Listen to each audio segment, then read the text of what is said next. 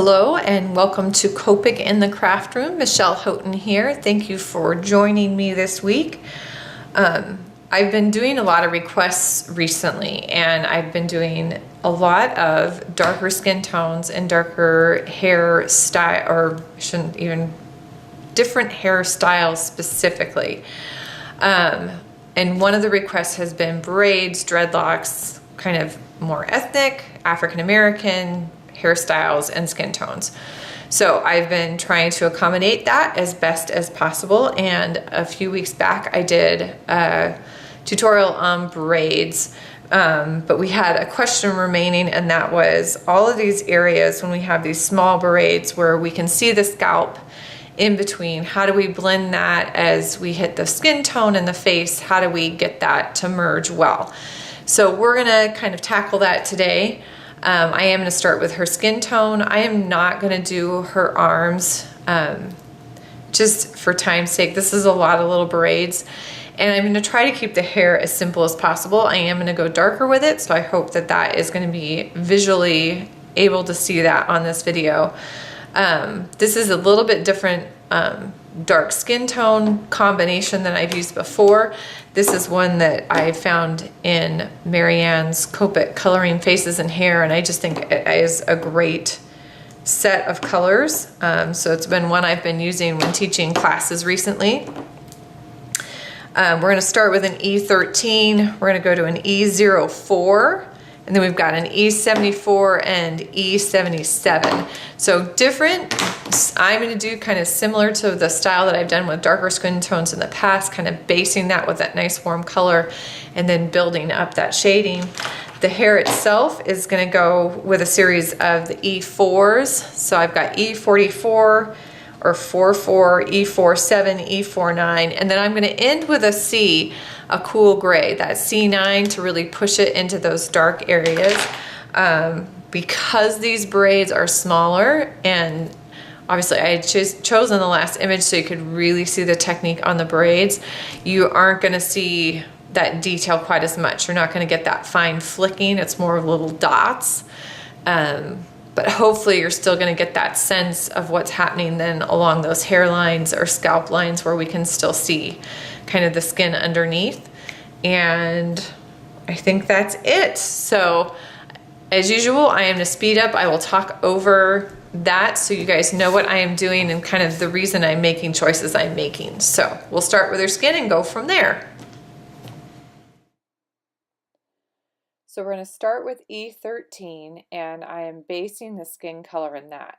And immediately I'm going to go ahead and go through all the in-between areas between those cornrows and the portion where we can see her scalp and do the E13.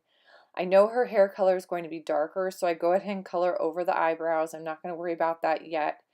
And a lot of times I will base lips in the base skin tone because a lot of times lips are just a darker shade of that skin tone. So I've gone ahead and based her lips in that E13 as well.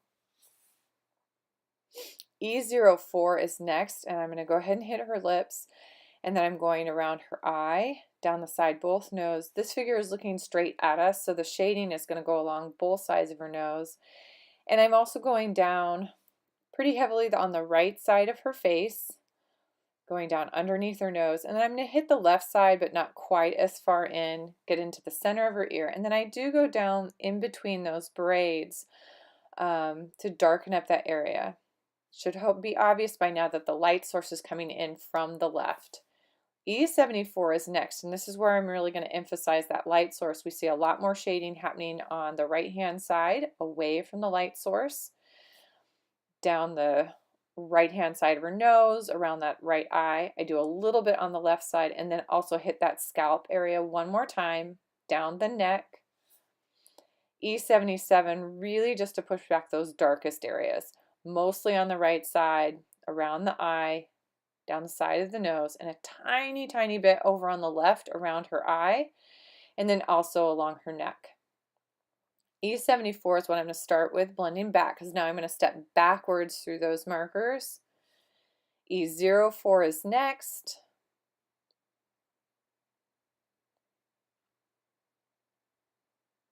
smoothing those areas out, pulling that color, kind of circling on top of where the two lines meet, and then E13, and then coloring. With this one, I soften that in between and then color all the way across the face to smooth that out so I don't end up with any watermarks or areas where it's wet and dry. A little bit of colorless blender on those eyes because there were some places where I have so much ink on here that I need to push back on. A little bit of E09 on her lips, and then E04 to soften that up to add just a touch more color. E04 and E09 make a beautiful lip combination, especially for darker skin tones. E44 is going to be the base of her hair. Now I don't see her scalp at all over towards the right, so these are easy and they go quicker because I can do this as more of a full area of hair. Toward the left, I need to take a little more time down those individual rows of braids. E47 is next. Now what I'm doing is I'm literally going in kind of where that little V happens on each braid and kind of doing small little tiny flicks up from that center V. And I'm literally going down one row at a time and hitting every single one of those little pieces. It's kind of like dotting, but for this first color I am adding a little tiny flick on each one. So I go down the right side and then I'm going to come over and hit the left side exactly the same. So again, starting in that little tiny V area where the pieces come together and flicking up and out from that. You can still see the E44. The other thing I'm doing here is I'm coloring in her eyebrow, and you're going to see this in a second, but some of those tendrils, the little kind of flyaway hairs that are drawn on the image, I go over those with that E47 as well, just to darken those up and give a little bit more dimension to those. E49 is next, and I'm literally adding small dots of E49 in right into that V on those braids. So it's really truly at this point just a dot, and I'm going through and dotting right in that very crease where that V happens, kind of at the bottom of each section.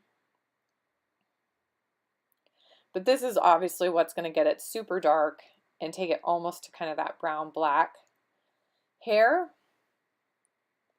You can go over a few of those tendrils again, or even the eyebrows. I did a little bit on those. E47 to smooth out the eyebrows. E74 to go back in on that scalp area. E47 again. C9 is the last color I'm going to add onto the hair. And again, I'm truly adding this only in a few places to push some of those areas back even further. So this isn't going to get touched in every single spot, but around her face and against her neck. As always, I hope this made sense, and I hope you gained something out of it. If nothing else, a beautiful set of skin tones, a possibility for some hair color, and one more kind of different face than what we typically see in the Copic craft world. I hope that this was helpful, and I hope you join me again.